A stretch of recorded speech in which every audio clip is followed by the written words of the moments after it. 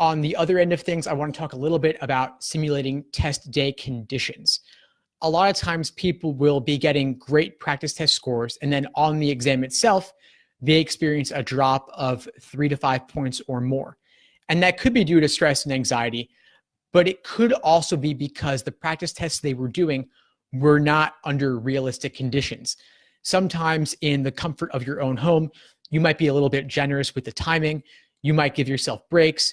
You might go, instead of 35 minutes, go to 40 minutes. You might not be bubbling during that 35-minute period, or you might be snacking or taking a break between sections 2 and 3.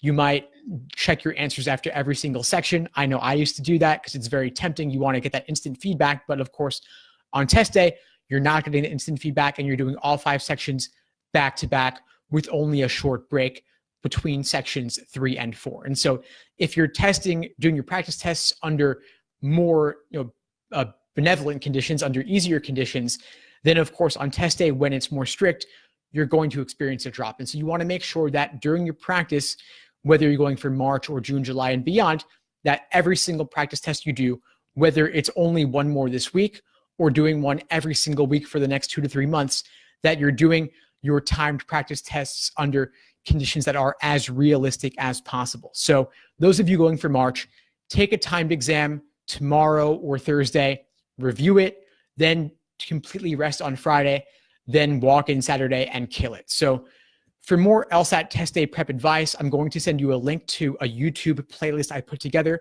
with a bunch of advice, several different videos and webinars and other Q&A sessions where I've gone over all my test day prep focused advice in depth.